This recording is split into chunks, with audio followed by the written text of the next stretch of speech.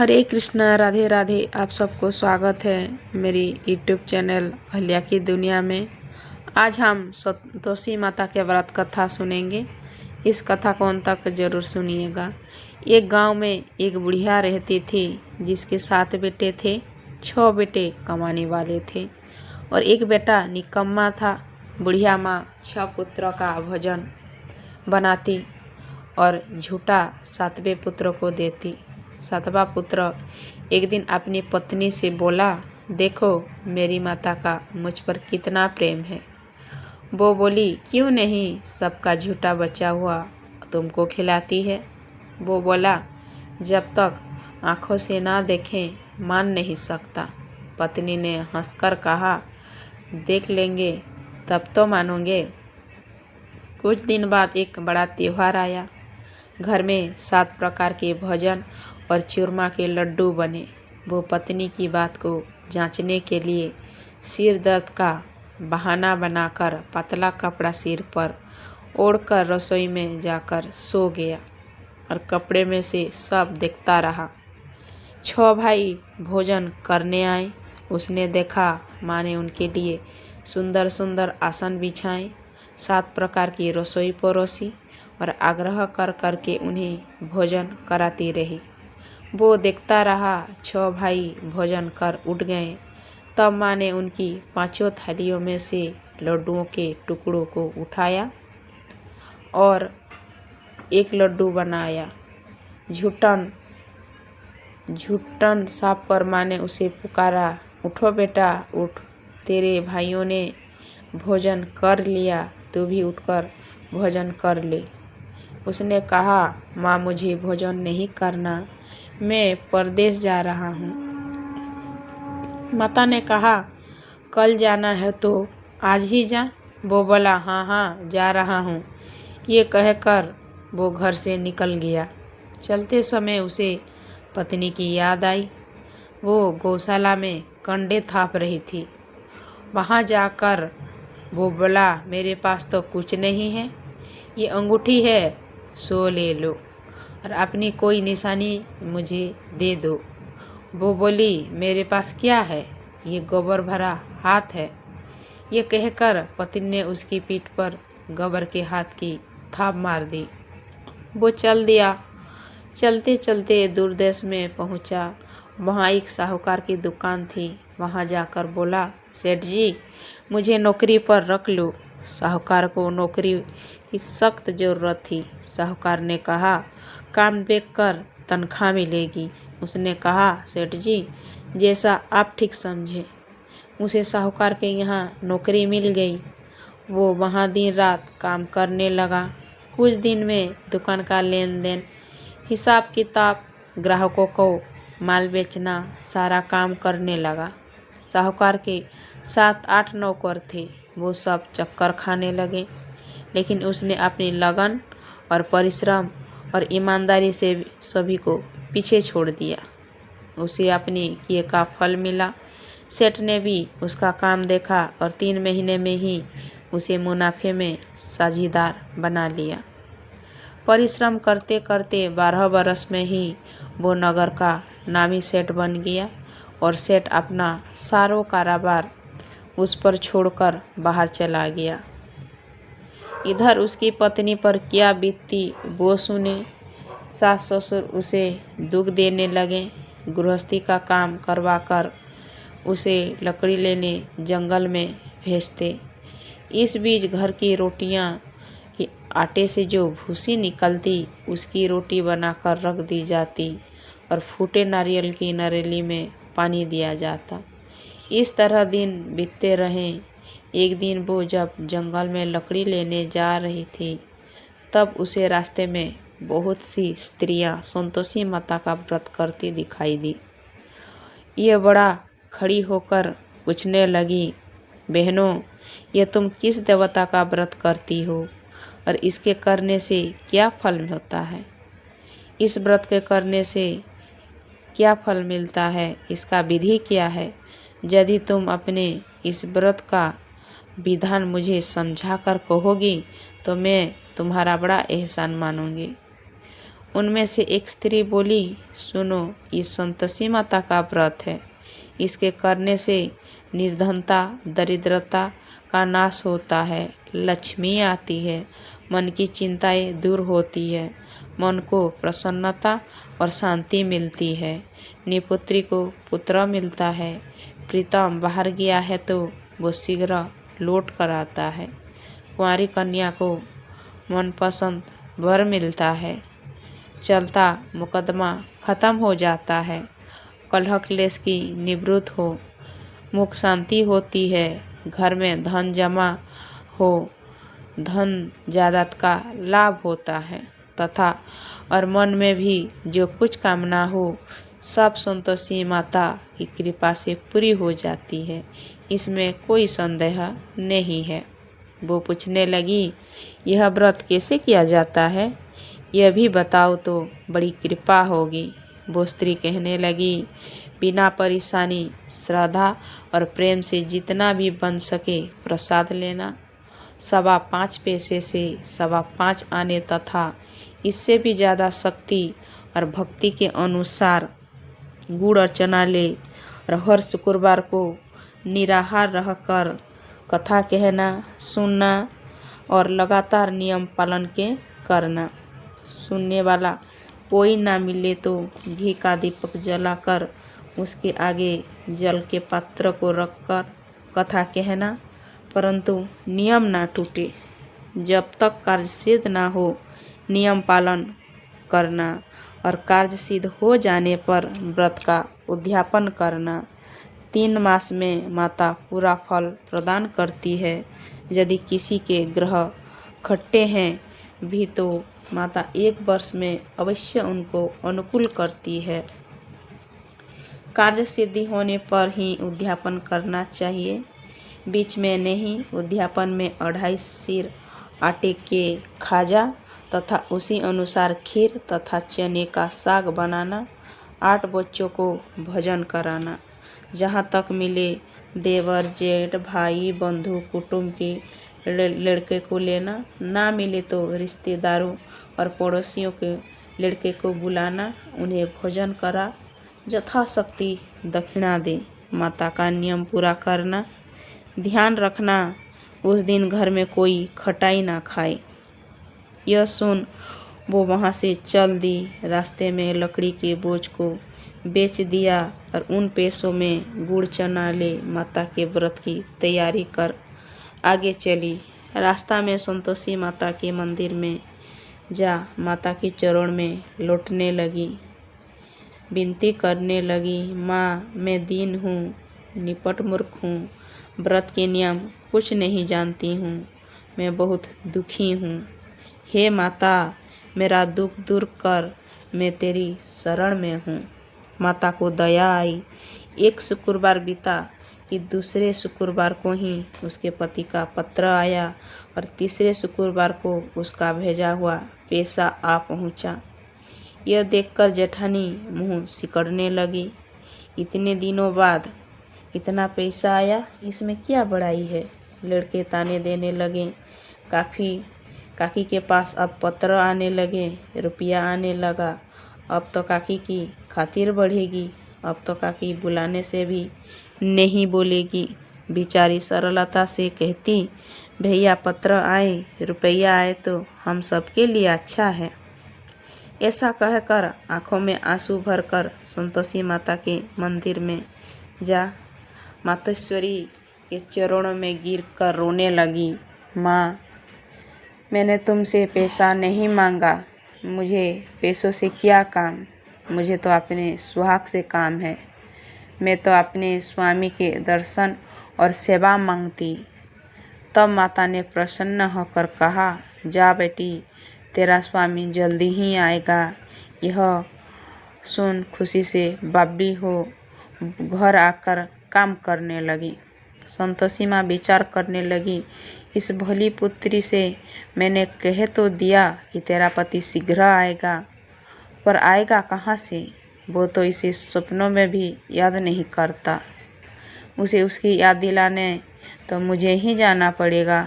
संतोषी माता ने उस बुढ़िया के बेटे को सपनों में समझाया पुत्र, तेरी घरवाली कष्ट उठा रही है। यह बोला, हे माता, यह तो मुझे भी मालूम है, परंतु क्या करूं? वहाँ कैसे जाऊं? परदेश की बात है, लेन देन का सारा हिसाब किताब है, कोई जाने का रास्ता नज़र नहीं आता। आप ही कोई राह दिखाइए कि वहाँ कैसे जाऊं। माँ कहने लगी, सवेरे नहा धोकर संतोषी माता का नाम ले, घी का दीपक जला, दंडवत कर और दुकान पर जा बैठना। देखते देखते तेरा लेन देन चुक जाएगा, जमा माल बिक जाएगा, सांझ होते होते धन का ढेर लग जाएगा। वो अगले दिन सुबह बहुत जल्दी उठा। उसने अपने मित्र बंधुओं परिचितों से सपनों में माता द्वारा कही गई बात कहे सुनाई। वो सब उसकी बात सुनकर उसकी खिल्ली उड़ाने लगे। वो कहने लगे कि कहीं कभी सपनों की बात भी सच्ची होती है। एक बूढ़ा व्यक्ति बहुत समझदार था। वो बोला, देखो भाई, मेरी बात मानो, इस तरह सोच या झूठ कहने के बदले देवता ने जैसा कहा है वैसा ही करना, तेरा क्या जाता है। बूढ़े की बात मानकर नहा धोकर उसने संतोषी माता को प्रणाम किया। फिर घी का दीपक जलाकर दुकान पर जा बैठा। शाम तक धन का ढेर लग गया। वो हैरान हुआ, मन में संतोषी माता का नाम ले प्रसन्न हो घर जाने के वास्ते गहना, कपड़ा सामान खरीद लेना। सब काम से निपट अपने घर को रवाना हुआ। इधर उसकी पत्नी जंगल में लकड़ी लेने गई। लौटते वक्त थक जाने के कारण संतोषी माता के मंदिर पर विश्राम करने बैठ गई। यह तो उसका रोज रुकने का स्थान था। धूल उड़ती देख उसने माता से पूछा, हे माता, ये धूल कैसी उड़ रही है? माँ ने कहा, हे पुत्री, तेरा पति आ रहा है। अब तू ऐसा कर, लकड़ियों को 3 बोझ बना, एक नदी के किनारे रख, दूसरा मेरे मंदिर पर और तीसरा अपने सिर पर रख। तेरे पति को लकड़ी का गड्ढा देखकर मोह पैदा होगा। यह वहाँ रुकेगा, नाश्ता पानी बना खाकर माँ से मिलने जरूर जाएगा। तो लकड़ी का बोझा उठाकर जाना और बीच चौक में गड्ढा डालकर 3 आवाज़ें जोर से लगाना। लो सासू जी, लकड़ियाँ का गड्ढा लो, भूसी की रोटी दो, नारियल की खोपरे में पानी दो। आज कौन मेहमान आया है? संतोषी माँ की बात सुनकर वो बहुत अच्छा माँ कहकर प्रसन्न मन से लकड़ियाँ को 3 बोझ बना लाई। एक नदी के तट पर रखा, दूसरा माता के मंदिर पर रखा। उतने में ही मुसाफिर वहाँ आ पहुँचा। सूखी लकड़ी देख उसको इच्छा हुई कि अब यहीं विश्राम कर लें और भोजन बनाकर खा पी कर गाँव चले। इस प्रकार भोजन कर विश्राम कर वो अपने गांव में आ गया। उसी समय बहू सिर पर लकड़ी का गड्ढा ले आई। उसने गड्ढा को आंगन में डाल जोर से 3 आवाज़ दी। लो सासू जी, लकड़ी का गड्ढा लो, भूसी की रोटी दो, नारियल की खोपरे में पानी दो। आज कौन मेहमान आया है? यह सुनकर सास ने अपने दिए हुए कष्टों को भुलाने के लिए कहा, बहू तू ऐसा क्यों कहती है? तेरा मालिक ही तो आया है। बैठ, मीठा भात खाकर कपड़े गहन पहना। पत्नी की आवाज़ सुनकर उसका स्वामी बाहर आया और उसके हाथों में पहनी अंगूठी देख व्याकुल हो गया। उसने माँ से पूछा, माँ ये कौन है? माँ बोली, बेटे तेरे पत्नी है। आज 12 बरस हो गए हैं जब से तू गया है, तब से सारे गांव में जानवर की तरह भटकती रहती है, कामकाज कुछ करती नहीं, 4 समय खाकर चली जाती। अब मुझे देखकर भूसी की रोटी और नारियल की खोपरे में पानी मांगती है। वो बोला, माँ मैंने इसे भी देखा है और तुम्हें भी। मुझे दूसरे घर की चाबी दो, मैं उसमें रहूँगा। ठीक है बेटा, जैसी तेरी मर्जी, कहकर माँ ने चाबी का गुच्छा बेटे को सामने रख दिया। उसने दूसरे घर को खोलकर सारा सामान जमाया। एक ही दिन में वहाँ राजा के महल जैसा ठाट-बाट बन गया। अब क्या था, वो सुख भोगने लगी। अगला शुक्रवार उसने पति से कहा, मुझे संतोषी माता का उद्यापन करना है। पति बोला, बहुत अच्छा है, खुशी से कर लो। वो उद्यापन की तैयारी करने लगी। जेठ के लड़कों को भोजन के लिए कहने आई। उन्होंने मंजूर किया, परंतु पीछे से जेठानी ने अपने बच्चों को सिखाया, देखो रे, भोजन के समय सब लोग खटाई मांगना, जिससे उसका उद्यापन पूरा ना हो।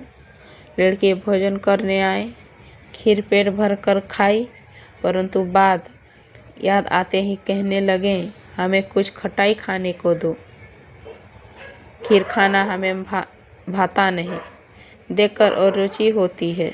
लड़के उठ खड़े हुए, बोले, पैसे लाओ। भोली बहू कुछ जानती ना थी, उसने उन्हें पैसे तो दे दिए। लड़कों ने बाजार जाकर उन पैसों से इमली खरीदी और खाई। यह देखकर बहू पर माताजी ने कोप किया। राजा के दूत उसके पति को पकड़ कर ले गए। अब सब मालूम हो जाएगा जब जेल की रोटी खाएगा। बहू ये सब वचन सहन नहीं हुए। वो संतोषी माता के मंदिर में गई और कहने लगी, माता, तुमने ये क्या किया? हंसाकर क्यों रुलाने लगी? माता बोली, पुत्री, तूने मेरा व्रत भंग किया है, इतनी जल्दी सब बातें भुला दी। वो बोली, माता, भूली तो नहीं हूँ, ना कुछ अपराध किया है, मुझे तो लड़कों ने भूल डाल दिया है, मुझे क्षमा करो माँ। माँ बोली, ऐसी भूल भी कहीं होती है? यह बोली, अब कोई भूल नहीं होगी। अब बताओ, तेरे पति कैसे आएंगे? माँ बोली, पुत्री, जो तेरा पति तुझे रास्ते में ही आता मिलेगा। वो मंदिर से निकलकर बाहर आई तो रास्ते में उसे अपना पति आता हुआ मिला। उसने पूछा, कहाँ गए थे? वो बोला, इतना धन जो कमाया है उसका कर राजा ने मांगा था, वो भरने गया था। वो प्रसन्न होकर बोली, भला हुआ, अब घर चलो।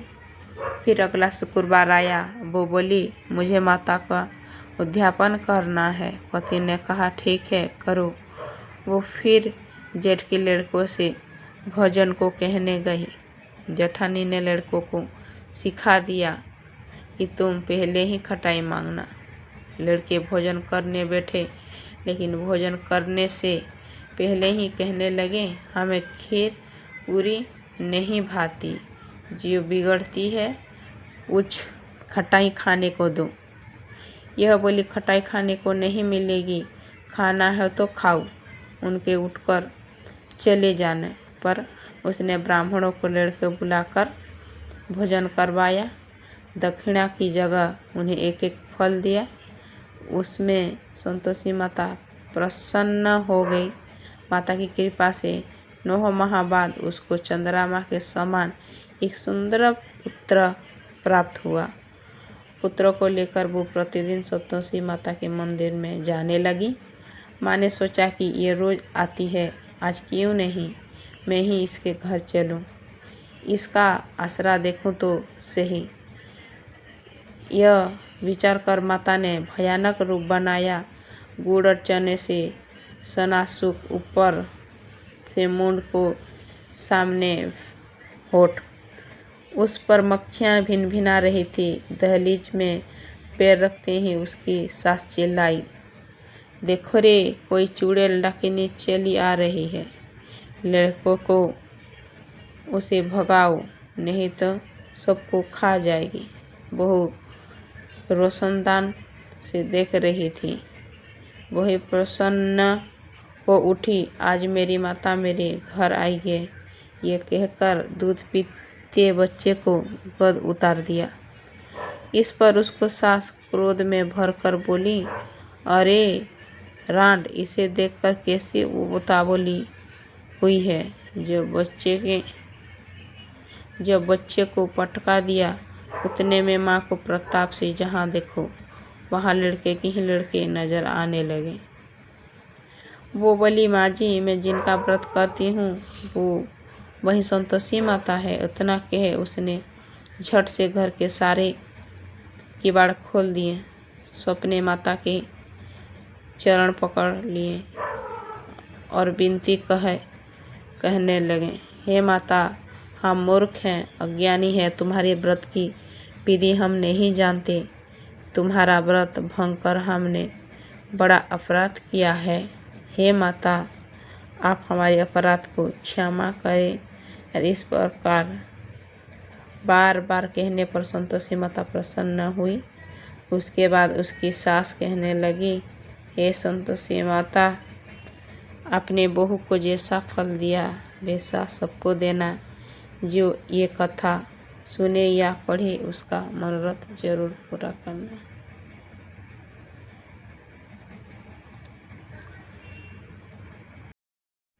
आपको ये कथा कैसा लगा कमेंट में ज़रूर बताना और पहली बार चैनल पर आए तो चैनल को सब्सक्राइब कर दीजिए। हर हर महादेव।